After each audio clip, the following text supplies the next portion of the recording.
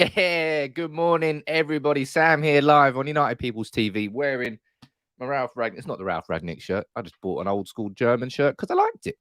It's Brentford tonight, and there's lots of talking points. One thing I will say at the start here, I apologise, I'm a little bit too bright. I'm trying to figure out some new lighting. I can't turn these down anymore, so I'm buying some new lights. I'm getting these ones replaced. Don't worry about that. But look, it's Brentford tonight, and there's so many talking points we need to discuss. As you can tell from the headline of the video, the main talking point is all about the 4-2-2 system, or the fact that we're not going to use the 4-2-2 system anymore. It is Ralf Rangnick's signature formation. But Ralf in the past has used plenty of other formations. He's used a 4-3-3 at Hoffenheim. He's used a 5-3-2 at Leipzig. What will he use at Manchester United? I think we know because we watched Aston Villa, but we're going to have a discussion. I know it's too bright, people. There's no point telling me that in the comments. I've literally just told you. I'm sorting that out. But look, how are we all feeling ahead of tonight? I'm looking forward to it. I'm looking forward to seeing United play. I don't know why I'm looking forward to seeing United play, because I don't know. I expect a response at some point. We saw it in the first 30 against Villa, didn't we? And then it all sort of just went petering downwards. But look, we're going to speak about it. As always, you let me know what you think in the comments below, apart from the fact that you think this is too bright. Spoiler alert, I know it's too bright, okay? I've already said that twice. So please stop saying that in the comments. There's nothing I can do. For some reason, I can't turn these lights down any more than they are turned down. Therefore, I need to sort it out. So please, anybody who says it's too bright in the comments, can you just get out? You keep distracting me. Let's get straight into this one, though, because now someone's ringing at the door.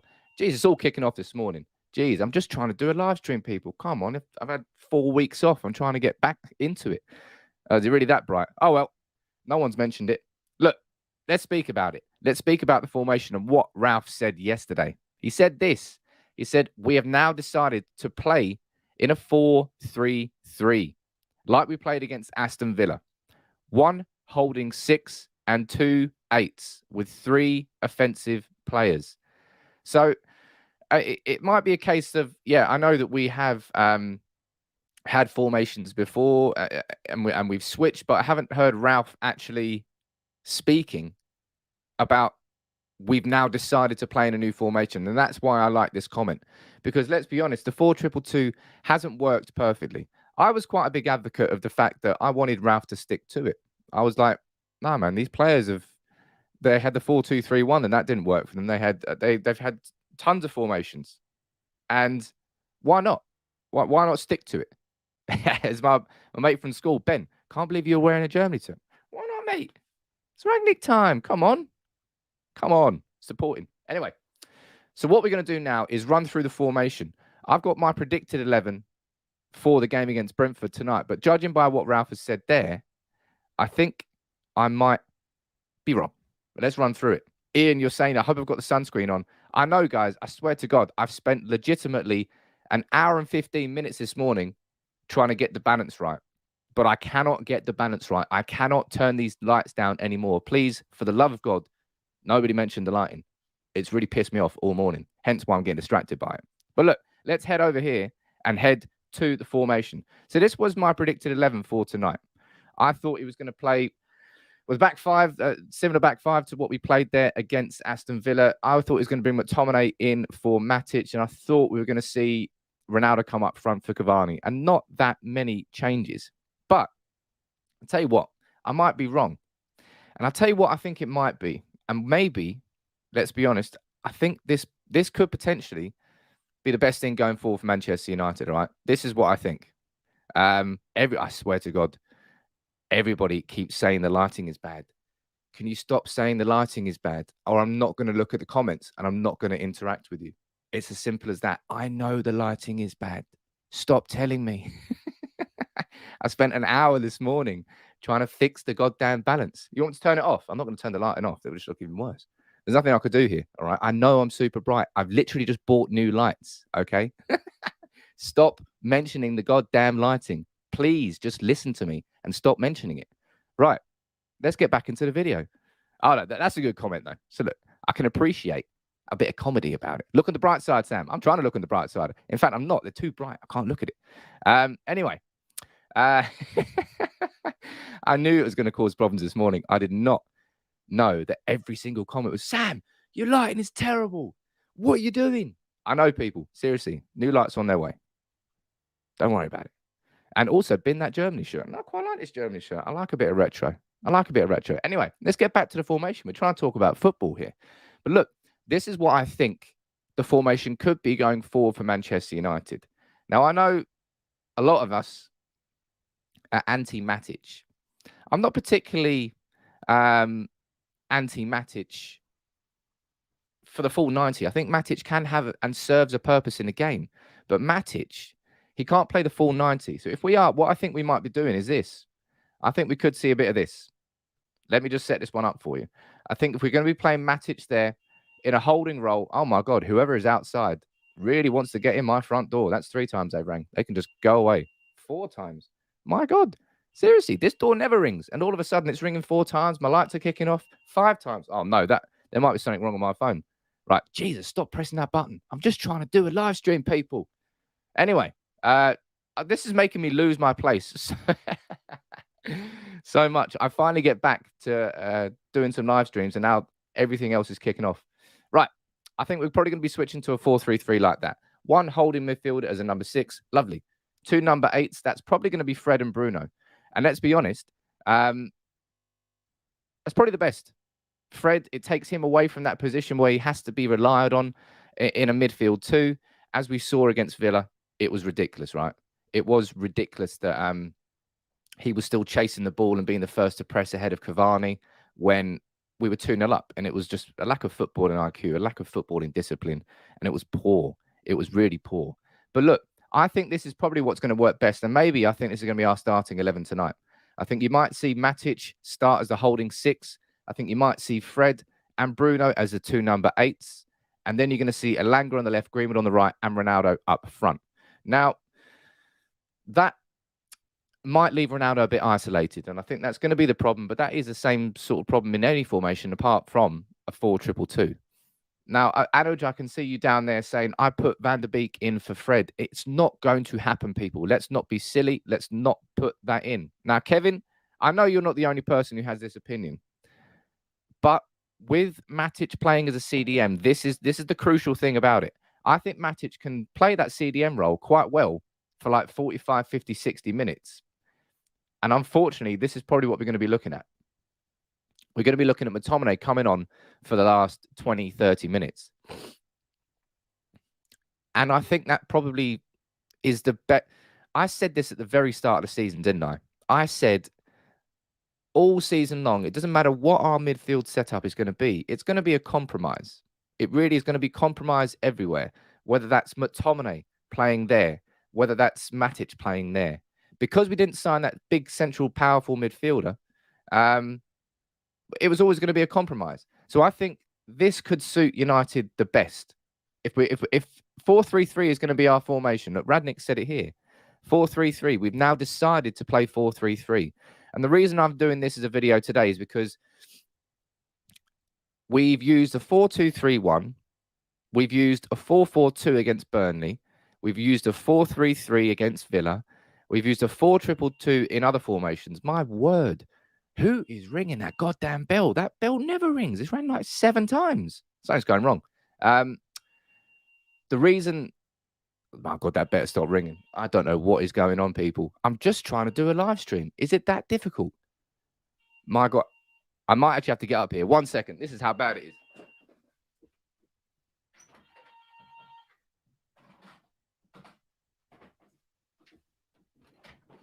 I've had to take the phone off the hook. Jeez. All I'm doing is trying to have a live stream this morning, people. My word. What are people doing? I mean, I tell you what, it's probably somebody outside saying, mate, you're just a little bit too bright on this live stream. Can you turn the lights down? I'll be honest. I am a little bit too bright. Anyway, it's not going to ring anymore, though, because it's off the hook. Look at that, people.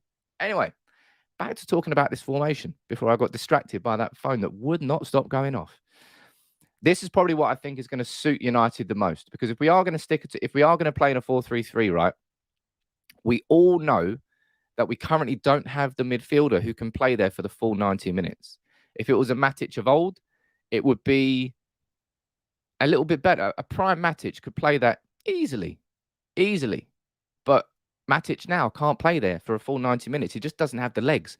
When it gets to like the last 20, 30 minutes of a game, it just passes Matic by, doesn't it? And you're like, oh my God. And that's when it really starts to get frustrating with him. And that's probably where Matic plays for the first 60, then comes off for McTominay. Who else could you play in that role, right? If it's not this, what could it be, right? You let me know in the comments, and I'll try and interact with a few of your comments that aren't about lighting or doorbells. Apparently, this is a lovely Wednesday. Just here trying to talk about the Brentford game. But yeah, if it's not going to be, if we're playing a 4-3-3, right? This is what I want you to do in the comments. If we're going to play a 4-3-3, who is that holding midfielder? Who should that holding midfielder be? If it's not Matic, because my personal preference for that would be Matic for like 60, 65 minutes and bring on McTominay for the last 25 minutes. And that would be the smartest way for Manchester United to use a 4-3-3. I'm going to go down here and see what you're saying. Simon here with a comment, which I know that you don't want to be the only one that says this. What about Donny? So where is he? He's down here. Do you really honestly think that Van der Beek will be able to, in the Premier League, play that role on his own? Answers on a postcard, people. Right? I want you to let me know what you think about that. For me, I think there's pretty much no chance that he could play that role. That role would basically be tasked with Van der Beek operating there exclusively, right? He could play there, and it would be Bruno and Fred in front of him. Let me know what you think. And anybody who does this again, you're definitely not getting banned. But it's this is a, where is it? Where's that comment gone? Lindelof is back as a CDM. So these comments are cracking me up this morning, I'll tell you what. I don't personally think that Donny could play there. I just don't. And if he could have played there, ladies and gents, spoiler alert, he would have already done it. It would have already happened. Maybe I'm being unfair here, but let me go here. Let me see what you think. Meswin, you're saying I agree. Matic in the first half. Henry, you're saying the smartest way is definitely Matic for the first 60 and Tominay for the rest of the game. I just don't personally. What are you saying, Rego John? You're saying Freddie McTominay are not able to hold a CDM position. They always try to move forward, and that is the issue, Rego. That's the compromise. No matter where you're looking, Manchester United, quite simply put, do not have the players to play in pretty much any formation that we want to play in. If it's a 4-3-3, we don't have that powerful CDM who can play there for the full 90 minutes, right? So Matic has to play there, and I think Matic and McTominay it makes sense. It's probably the best compromise that we have.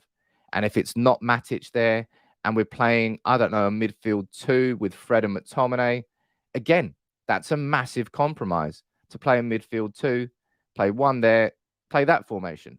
That's a huge compromise. Fred and McTominay there. Neither of them, they're not central midfielders, in my opinion. They're box-to-box midfielders. They're better operating in these sorts of positions. Like that. With, no, take McTominay off. Getting confused now with all the players. Put Matic back there. I think we'll see this. Given what Ralf has said here, 4-3-3 is now our formation. We have now decided to play 4-3-3. As I said, that's the difference between what he said there and what he said previously, because he hasn't really said anything previously. He's just been chopping and changing. 4-4-2, 4-3-3, 4-2-3-1, 4-2-2. We've used legitimately 4 or 5 formations in the last 6 weeks, whilst he tries to actually get used to playing here. Now, this is a comment that it's 2022 and we're still having this comment coming in. Jones could play CDM. I mean, he could play. He could play. And you think, Sam, I think you're unfairly dismissing Lindelof, actually. Started off as a CDM, also played right back and centre. I just think it's madness for us to be having conversations about taking a centre-back out and putting him into defensive midfield, into the Premier League, into a role that he just hasn't. Yeah, he might have done that at the start of his career, but cool. That's the very start of his career in Portugal. I suppose it's the same conversation as playing Matic as a centre-back, which happened a few weeks ago. same conversation as remember when Carrick played centre-back so often. Jones shouldn't be a conversation. No. Lindelof should not be a conversation about central defensive midfield. In my opinion, there's only 2 candidates who could really actually play that role. And I would say that's Matic or McTominay. And we all know that McTominay can't really play that role. Do you remember that game against Villarreal where Solskjaer sort of went for it? We played with a 4-3-3. We played with McTominay as a holding midfielder. And we were like, wow, we got the formation. And then we watched what happened. And we had no control in that game. That was a game where Delort got absolutely shafted. Absolutely shafted at right back. This is why we know we need a goddamn defensive mid. If Manchester United, and I think I said this before, didn't I? United this January, right? We could sell Andreas Pereira for like 7 million and get Dennis Zakaria for free. Now, I know that Dennis Zakaria is not going to be you never know. He might actually be our Wilfred Ndidi, but he probably won't be. And he might not be an incredible signing and it might not work out. But what you're looking at there is Manchester United getting rid of a player who's out on loan in Andreas Pereira for like 7 million and then signing Zakaria for a net zero risk.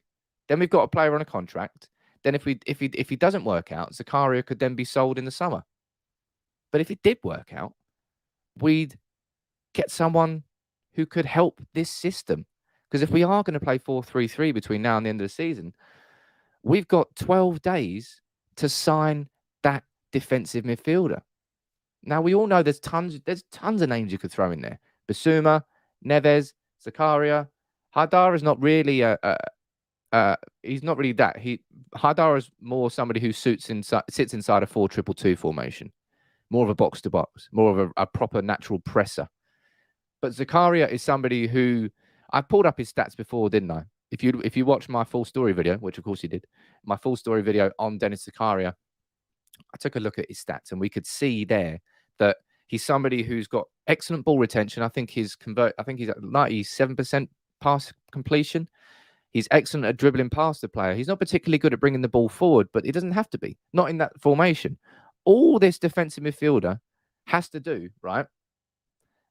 Whoever this person is, all that person is tasked with doing is either receiving the ball from his defenders, so dropping a little bit deep there, giving the extra body, and then just playing it simple. All they've got to do is just pass to Fred, who should drop deeper, pass to Bruno, pass it wide to Telles or Delot. That's all that defensive midfielder has to do. It's not a role which involves a ton of running. It's a role which, when you play it in a proper 4-3-3, and you've got Fred and Bruno who are covering that space in front, it should mean that Matic shouldn't have to move that much. Matic, how is that still ringing, that phone? I don't know what that phone is doing. Seriously, how annoying. Don't do it again, people. I'm just trying to do a live stream. One more time to see if it goes. Oh, he's going to have to go again. It's ridiculous. What? What do you want? Go away. Stop ringing. Please. Stop ringing. There we go. We're back in the room. We're back. Seriously. What is going on? It's the house of fucking chaos this morning. It's basically like watching Man United play in the last 30 minutes of games. I don't know what is going on. Anyway, we're having a nice little discussion there, weren't we? I was enjoying that. 4-3-3. I like it. And let's be honest, right? Let's go back to Solskjaer. Don't get too upset. For me, Ole Gunnar Solskjaer was always building towards a 4-3-3 formation. I think all the signings that he was doing, it's why it staggered me so much that we didn't sign a defensive midfielder in the summer that's just gone. It's why we focused on Jadon Sancho, why we focused on Cristiano Ronaldo when it came out. Rafael Varane, we knew we needed a centre-back as well. But that 4-3-3, the success of it was all dependent on that that holding midfielder. And we just didn't get it. And for years, honestly, I know that we've all been frustrated about transfers and frustrated about the Glazers and X, Y, Z. Man United have actually spent a lot of money. a lot of money. And it blows my mind. It's verging on negligence, the fact that we haven't signed a proper central midfielder. And it's not because our central midfielders have been good in any way, shape, or form. And I just don't know how the club has overlooked it for so long, especially last couple of years. You've got Michael Carrick, who's the assistant manager, one of the kings of playing in that role. Remember when he dropped deeper later in his career? I said it on Twitter yesterday. I said he still remains one of the most underrated players that we've ever had. But I just don't understand how Manchester United just haven't signed it. It's madness. It's properly madness that we haven't signed one. And we're still having these conversations about compromises. Mate, we've got so much talent in attack. We have got a good defence on paper. I think we've got, well, in terms of the players, I think we do. Maybe not in how we play, but the midfield, it's just missing Bagel FC. It's just, it blows your mind, doesn't it? At some point, we will sign one. And at some point, we can actually start being taken seriously as a football team again. But it all revolves around that central defensive midfielder. And whether that's Matic, right? Whether that's McTominay, whether that's Fred dropping in deep there, whether that's Donny van der Beek playing there, whether that's Phil Jones coming out defence. Why not? Oh, for fuck's sake. What is going on? I'm just trying to talk here. This is proper chaos. Sam, let's take this chaos in the studio as a sign that United are going to come good and smash up Brentford tonight. Maybe it is. Legitimately, this to tell you about this bell before I go and punch it in the face, it's only supposed to ring once. It's just absolutely. Why is it ringing out? Why is it constantly ringing? Maybe it will stop. Maybe if I'm patient, it will stop. I don't think it will. I'll give it 3 more rings. There's 1. There's 2. There's 3. Fuck it. I'm going to punch it in the face.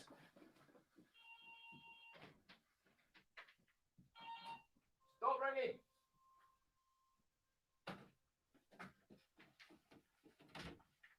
My word. Jeez. And you know what the stupid thing is? I'm leaving it off the hook. And then in 5 minutes, it's probably going to start ringing again. What is going on? And by the way, it's not anybody at the door. It's just that the thing the thing is broken. Fuck me. Jeez. Right. Can we actually continue talking about football? I'm enjoying this. Look, Miso saying, can you unplug it, Sam? I don't know. You got to stay for the whole. I have unplugged it. It's off the hook. Jeez. That's what happens when you live in a set of flats, eh? Right. Let's move on to the next talking point. We've talked about how bright I am. Look at that. We talked about my doorbell. Look at that.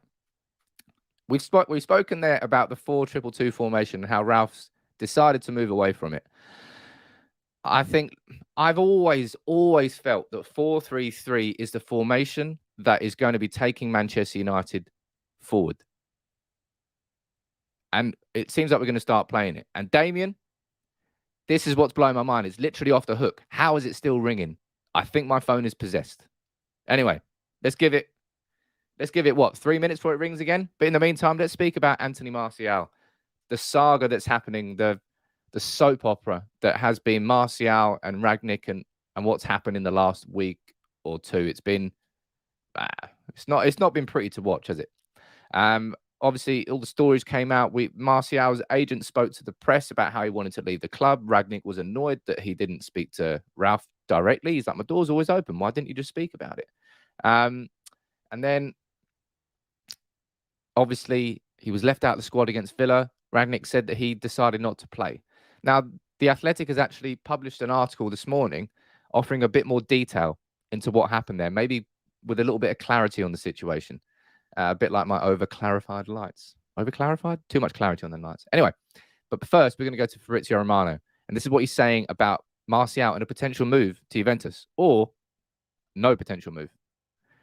T saying you have to unplug it. I don't think you can. It's just when you're in a set of flats, everyone's got that phone on the wall.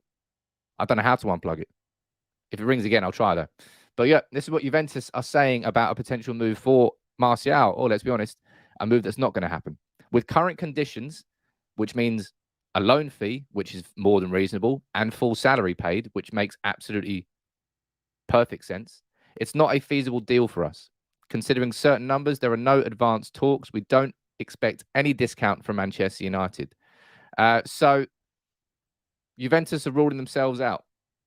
Martial doesn't want to move to the Premier League. That rules out Spurs and that rules out Newcastle. Okay. So where's he going to go? Sevilla and Barcelona are the only two other clubs that are being linked. Barcelona, I don't know how Barcelona are going to be paying for it, because they had to get rid of Coutinho to even register Ferran Torres. So I don't know how they'd afford the wages, X, Y, Z. But this is the situation. Martial is just the latest example of a player who Manchester United don't want at the club anymore, but are unable to get rid of. Now, Marcos Rojo was probably the biggest other example of that. I think it took us 3 transfer windows to get rid of Marcos Rojo, because we gave him that contract extension and he was on ridiculous wages and no club could afford him. And now we're in a situation now where we've got Martial. He wants to leave the club. We would prefer that he left the club, but we can't find anybody who can afford to pay his wages. And we're not willing to pay part of his wages. So it's, I don't know, man. I think I've said this before. I've said that Manchester United, at some point, I think it's more beneficial to our football club if we take a hit on Martial. We pay half of his wages between now and the end of the season. He plays great at Juventus. They go and sign him. Perfect. Done and dusted. It's far better for Manchester United to take a little bit of a hit like that, pay part of the wages just so he goes out on loan, rather than keeping him at the club. It can't be good for the environment. It can't be good for the dressing room. It can't be good for Ralf Rangnick. It undermines him. It makes it difficult for him, because he's got he's got somebody in the squad who just simply doesn't want to be there. And it's the wrong sort of attitude. So I think it will help Manchester United better if Martial wasn't here. But look, something that we need to discuss here, because of everything that's been kicking off here. This is from The Athletic this morning. Now, this does shine a little bit of light into what happened, because Rangnick came out and said that Martial refused to play. Martial came out and said, no, he's lying. And we're like, what's going on here? Who do you believe? Do you believe your manager or the player? It may be a case of slightly crossed wires. But look, here you go. This is what they said. This is what The Athletic has been saying. In the past, Martial has taken longer than expected to return to fitness and appraised his condition differently to staff. The current conflict stems from Martial's wish to leave United this month and the doubt that creates over his selection. Martial cited a knee injury when Rangnick took charge, and since that point, 8 games later, he is yet to be named in a matchday squad. In that context, after Martial trained fully on Thursday, Rangnick asked a colleague on Friday to get confirmation whether the France international could play against Villa. Martial is said to have taken the question as an invitation and responded that he felt unable. The message came back to Rangnick that Martial was ruling himself out. So that, as The Athletic is saying there, each party can hold firm on their version. Martial did not refuse to play, but nor did he answer Rangnick's call affirmatively. So basically what they're saying here is that while Martial did not refuse to play, he's not an innocent party in this whole situation. That's the tone that you're getting from Laurie Whitwell. And no matter which way you look at it, no matter how you look at whether it was Martial who was wrong here or whether it was Rangnick who was wrong here, it's a problem. It's an unnecessary problem that stems from a multitude of different things. But it's just not helping Manchester United anymore. And people were yesterday, I had to defend myself. I can't believe it did. I had to defend myself when speaking about Martial. People going, Sam, you got an agenda against Martial. Sam, you got an agenda against Pogba, X, Y, Z. I'm like, no, I don't have an agenda against any player, man. I want what is best for my football club. And therefore, Martial leaving in January is what is best for Manchester United as a football club. All right. If he doesn't want to be here, remember, he was the one who said, well, not him personally, his agent said, Martial wants to leave. We didn't force him out the door. We didn't kick him out the door. Rangnick wasn't playing him. Okay, but that's Rangnick's decision. Rangnick is a manager. He has a whole squad to choose from. He can choose who he thinks is the right player to play. You might not like it, the fact that he's not playing Donny van der Beek. That's his decision as a manager. You might not like it, the fact that he's not playing Anthony Martial. That's his decision as our manager. And My decision as a fan is that if Martial wants to leave, Martial can leave. And United should be doing everything they want to get rid of him. Simple as that. And I don't know why I had to keep defending myself about that. Comment here from Yash saying Pogba needs a DM. We're going to be speaking about Paul Pogba next. Some really, really interesting conversation to be had next about Paul Pogba. So make sure you stick around for that, even if I am too bright. And even if my phone is probably going to pop off in about 3, 2, 1. Boop. Would have been good if it did it like that, but it didn't. But yeah, Martial, by the looks of it, he's in the travelling squad. That's what the reports are saying. That Martial is indeed in the travelling squad today. Remember that he has not been involved in a match day squad yet. So I don't really know why Rangnick would throw him a bone. That would indicate to me that Sancho or Rashford or both of them are unfit or XYZ. I don't think Martial deserves to be thrown a bone. His agent came out and said he wanted to leave our club. Why would you throw a bone to that player? Bit weird. Let me go down here and see what you're saying. Martial wants to go. We all want him to go. We're all on the same page. Where is the agenda? Now, Martial FC is very strong. Martial FC is very strong. Only beaten by Pogba FC. There's a lot of people that really double down on certain individuals. And what you're saying here, sir, here's an idea. We can't Martial midfield. Now you're just confusing. Martial for Neves. Martial for Neves. I mean, yeah. I definitely take it. But I just don't think. Well, Martial won't go to anywhere in the Premier League. He's got linked to Spurs. Got linked to Newcastle. I don't know why. Well, it is what it is. It's just I can't be asked. I can't be asked with it. It's in the same way I had this conversation with you about Paul Pogba. I can't be asked. I just want to speak about the football team, the starting 11, and focus on that. And you just get distracted by all the noise, so much noise, and all this noise that's coming around Martial. At that point, when there's that much noise, as a fan, anyway, it's what I do. I'm like, is it really worth it? Is it worth the circus? Martial hasn't played under Rangnick. So there's your answer. No, it's not. We need 2 proper wingers. What do you think, Sam? Says Paul. Well, we'll go back to the old school 4-4-2, eh? Then you need proper wingers. I was really impressed, actually, by Langer and Greenwood, both against Villa. I thought that was the first game I've watched United play in a long time when I thought we actually had a proper threat from the left wing and a proper threat from the right wing. I hadn't seen that before. Normally, it's like Sancho will have a good game-ish on the right-hand side and then nothing on the left. Or Rashford would have a good game on the left-hand side and nothing on the right. But I thought we actually had threats from both of them. I don't think we will be playing with proper wingers. It's just not the modern game. All right. The modern game is about inside forwards. It's about overlapping fullbacks, providing the width that the old school wingers would have provided, and the inside forwards cutting into the edge of the box and offering threat from the middle. That's the way that the modern game has gone. I don't think Manchester United have adapted with that. That's why City have dominating. That's why Liverpool are dominating. Probably the 2 best teams in the world. You could add the argument if you want. You can throw Bayern Munich into the mix as well. I just think Man United have, I don't know, we haven't got that goddamn central midfielder to make it all work. But look, we need to speak about Paul Pogba, Ray. I've spoken with you about Paul Pogba for plenty of time. And Paul Pogba surprisingly returned to training this week ahead of schedule. We didn't expect him to, but he did. So this is what Rangnick has had to say about Paul Pogba. Let's go down here. Rajan, you're saying, Sam, our fullbacks are shocking, cancelling the wingers. It's a big issue, Manchester United, because we need Delo or Wan-Bissaka, who is still out. He's not going to be playing in this matchday squad. He's not going to be playing against West Ham. I don't think I very much question. You know what's hilariously bad? I said Wan-Bissaka was going to be Manchester United's most improved player this year. Hot take, Sam. Jeez. Right. But this is what Rangnick said about Paul Pogba yesterday. And I think the comments were very, very interesting. We have to discuss them. For sure, we have to discuss them. This is what he said. He goes, it was the first training session yesterday after 2.5 months of injury. And in this training session, he showed in every moment when we played 6 versus 6 or whatever we did in the rondos, that he is an extraordinary player and that he can give a lot of positive input into the team if he's fully focused. I had a long conversation with him for more than an hour after the training session, a very good conversation. He committed himself until the end of the season.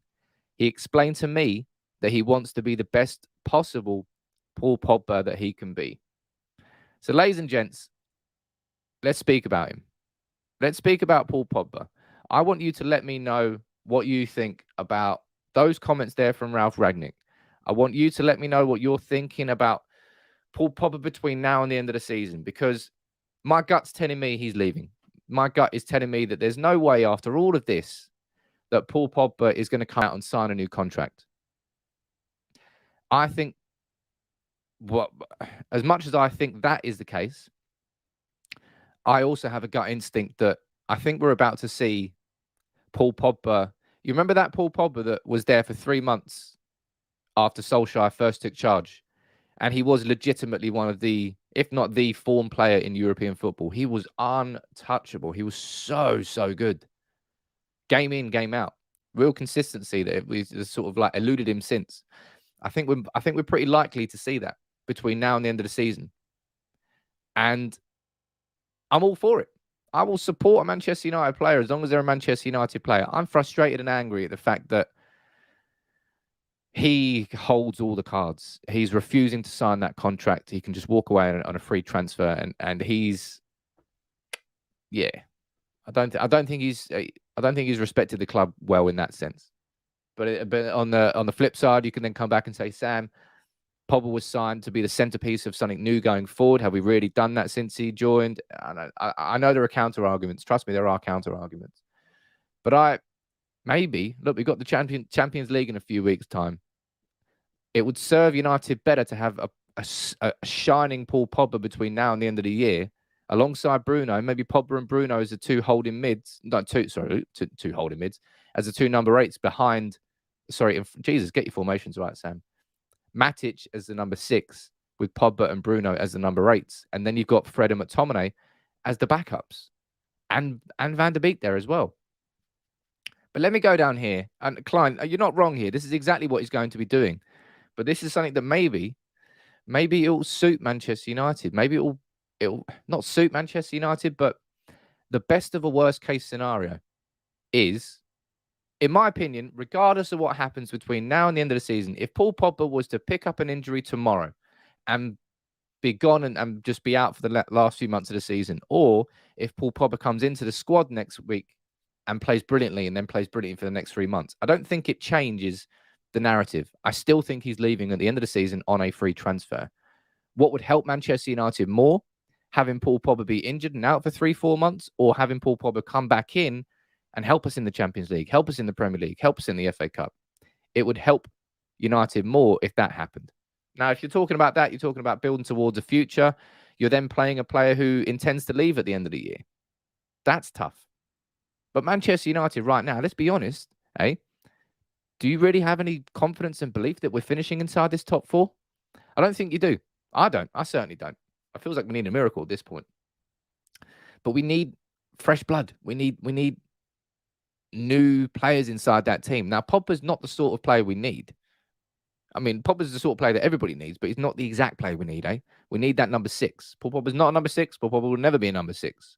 He's played in a 2 for France. Well, that's when he's playing alongside Kante or Matuidi, or somebody who's far more disciplined at just sitting a little bit back, and then Pogba can just control and be the playmaker from deep. That's what...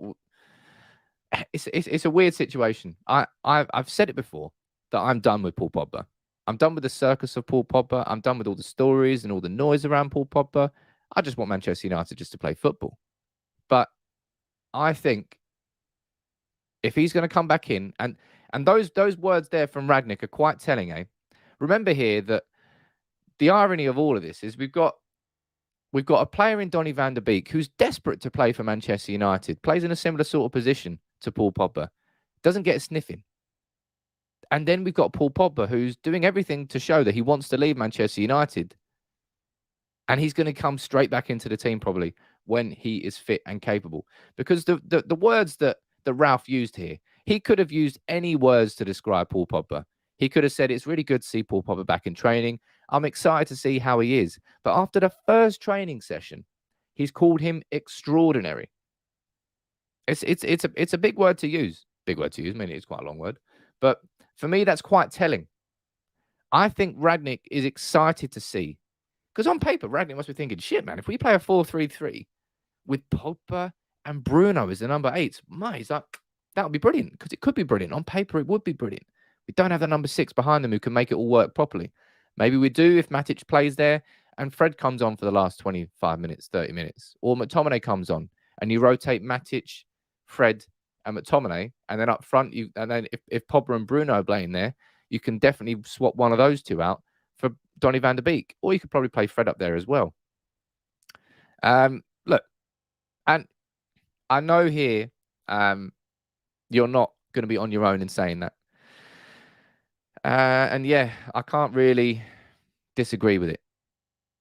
Just the whole situation. I'm bored of United.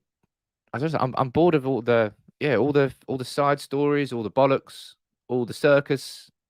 All I want to do is just watch United playing week in, week out. Be consistent in the start of play. Sometimes you're going to get wins, sometimes you won't.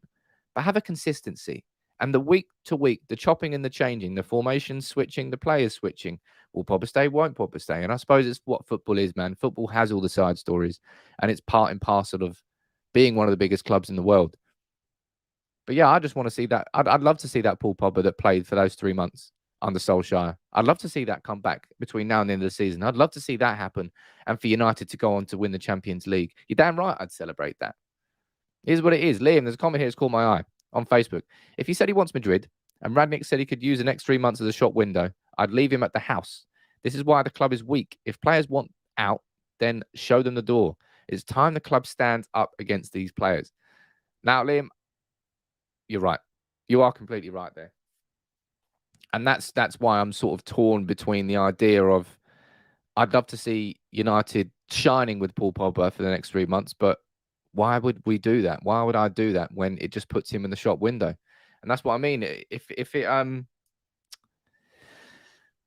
I don't know. I'm so torn on this Pogba situation. I have been torn. I don't think anybody's divided the United fan base more than Paul Pogba post Fergie. Let me know what you think about that. I don't know. My gut tells me, as I said, that doesn't matter what happens between now and the end of the season. If Pogba plays one game or Pogba plays every game, he's leaving. So if I'm thinking that, then why would I want Paul Pogba to play? But if I think that he could improve our team between now and the end of the season, then why not play him? And if we're not going to play Donny van der Beek, then play him. Seriously. You look like a ghost of yourself in this light. Sorry about that. Today has been the most chaotic stream I think we've had. I've been a ghost. There's a ghost in my phone. And we're about to see a ghost come back after a few months out. But speaking of ghosts on the pitch, no offense, Jadon Sancho, with that little intro. Rangnick has also explained how he's trying here to help Jadon Sancho. We can all honestly say now that, what is it? August, September, October. 5-6 months into Jadon Sancho's United career, he hasn't hit the heights that we wanted so far, that he would have wanted so far. We've seen flashes, but flashes only.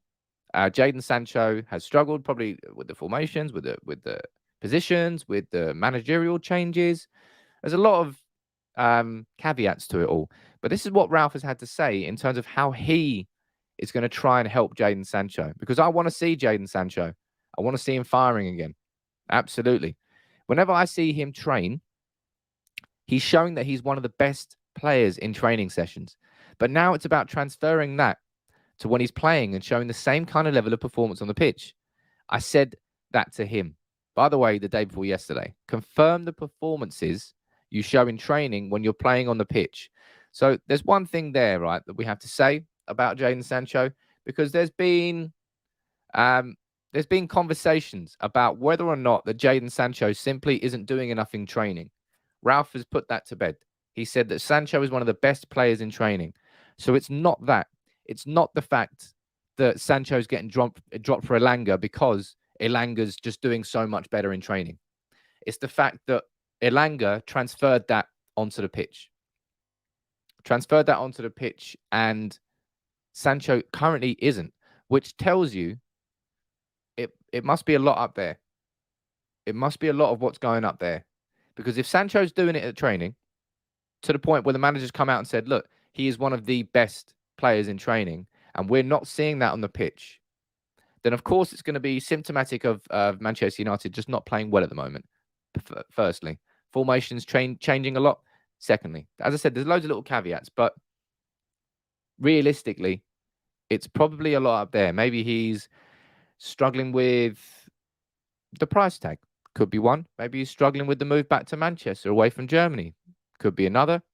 There's a lot of things that you could only assume that he's struggling with. But he's struggling. And Ralf strikes me as the right manager to help him through that period. He's seen it all before over a long period of time. And I think he can learn a lot from all the players he's got around him. And Rangnick strikes me as the right manager to help Sancho through the tough time, because he needs it from the players around him. He needs support from everybody. It strikes me as that's what it is. Sancho just needs support and just needs a bit of support and support. Ah, man, remember when we thought that we'd seen the start of the Sancho goal rush? Was it Villarreal when he twatted one in off the bar? And I think he got a goal in the next game. Was it against Chelsea? I was like, yeah, Sancho's starting. This is the beginning of it. But I don't know. I'm going to head down to the comments here and see what you're thinking about Jadon Sancho. Ray saying, I may have dreamed it, but didn't Sancho take almost a season to settle at Dortmund? As far as I know, Ray, I think he settled in pretty quickly. But remember, the last year with Dortmund, he didn't score a league goal for like 16 games, something like that. He did definitely have a poor start to the campaign last season for Dortmund.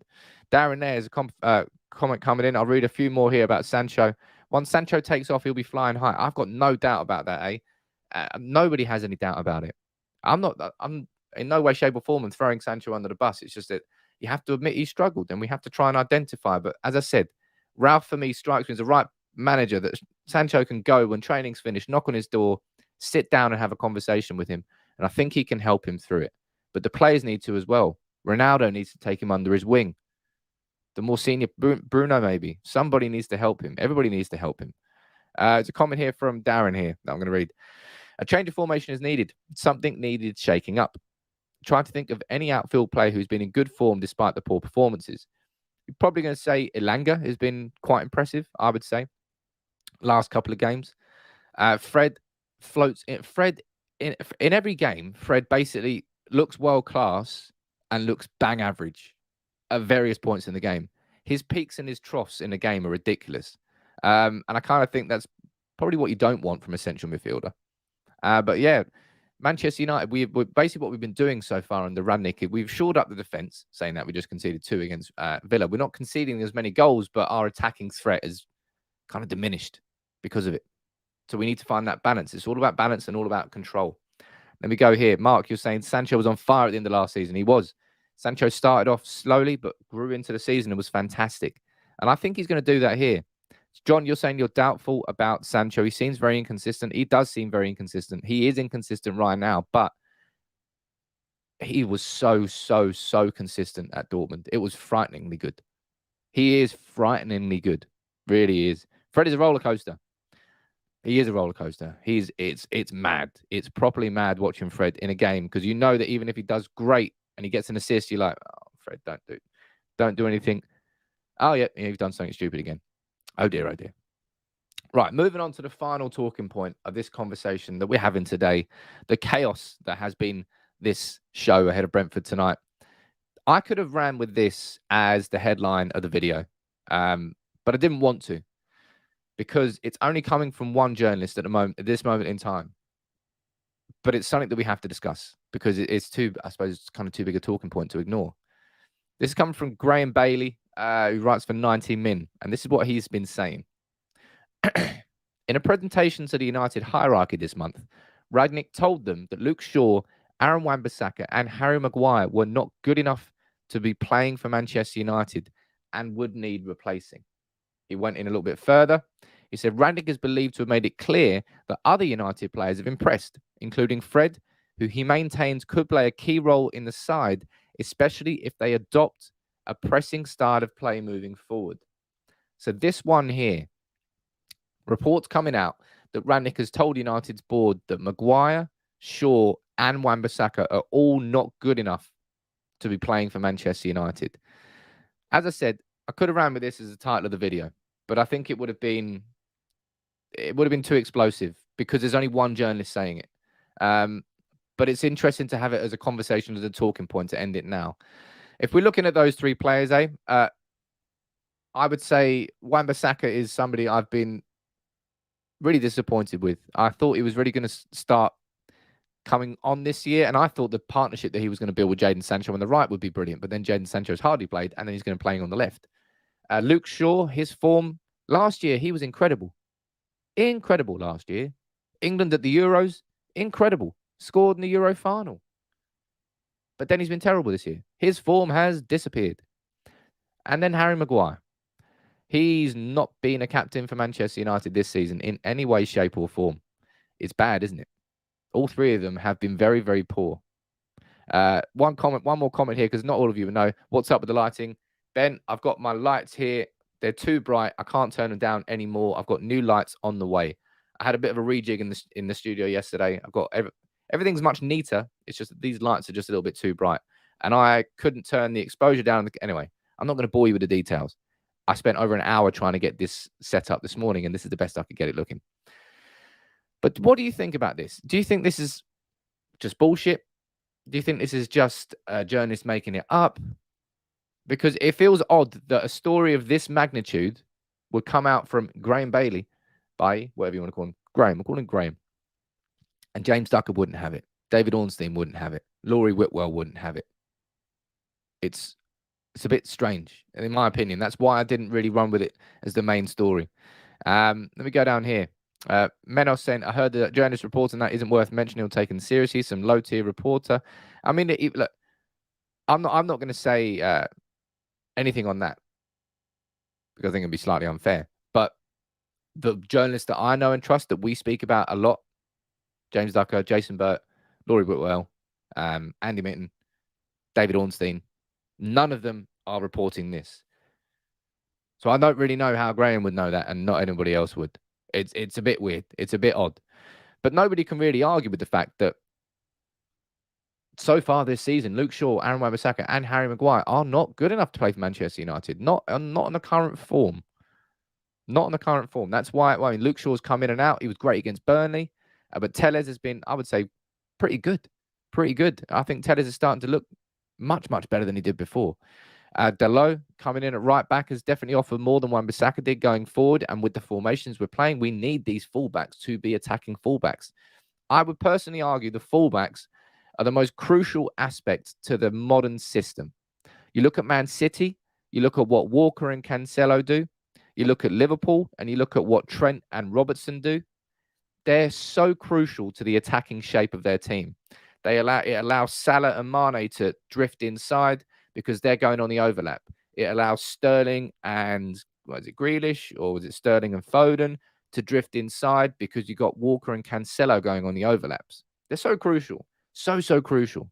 It's why Manchester United don't have that proper fluid shape going forward, because we've got Dalot sometimes, we've got Wan-Bissaka sometimes, we've got Shaw sometimes, we've got Telles sometimes. Are they going forward? Are they not going forward? It's odd. It's a big reason I think that Manchester United have struggled, and also the fact that we don't have a powerful central midfielder. Is it? Sam, is the COVID back? Looking a tad ill, mate. Well, that would be because I'm being lit up like I'm in some sort of, it feels like I should be holding up a sign. I've just got arrested. But I haven't been. No, Andrew, I'll tell you what, I'm feeling that COVID, I swear on my life. I swear on my life, it knocked me 4-6. It was only yesterday, a full month after I got it, I actually felt like I had my energy back. And you can probably hear it and see it in how I'm presenting myself. But yeah, that COVID properly whacked me out. Joda coming in with a top tier comment there. On a lighter note, Sam is a shining light at United. He ain't too heavy. You went too far there. You used 3 dad jokes at once, Joda. You were doing well there at the start, and then you ruined it. I wish I was in Ibiza. That would be great. Shibak. Bruno wanted us to sign Nuno Mendes 2 years ago. We didn't put our faith in Shaw. Now Nuno is tearing up for PSG, and Shaw isn't going to cut it. Hey, look, Shaw was great last year. Remember, by the way, that Ralf, prior to being Manchester United manager, said that he didn't feel Luke Shaw was good enough to play for Manchester United. So he's got previous with Luke Shaw. Not previous with Luke Shaw, but he's got previous opinions about Luke Shaw. That comment cracked me up there. Looks like I'm in the fridge, says Josh. It feels like I'm in a fridge. I can't believe. What's the point in having light you just can't turn down anymore? It's on like 10%. This is on 10% brightness, by the way, right? Imagine this is on 10%. What would it be on 100%? You wouldn't see me. I'd just be a straight ghost. Unbelievable, Jeff. But look, the new lights are coming. And we may as well wrap this up now before that goddamn phone rings. But look, it's Brentford tonight. The main talking point today was a really important one there. And we spoke about the formation. I actually now think this will be our starting 11 tonight, right? Let's see if I can get 11 out of 11. Judged on the fact that Ralf Rangnick here said that we have now decided to play in a 4-3-3. 1 holding 6, 2 8s with 3 offensive players. That's what Ralf wants. And I think we're going to see this. Matic start. I want to see Matic there. And McTominay come on in around about the 65th minute mark. Allow United to then have an element of control. Maybe you'll see Fred drop a little bit deeper as well. Bruno go a little bit further forward. That's what I want to see. All right. Take off. I can see a comment there saying any arms today. The arms right now, the arms is closed for repairs.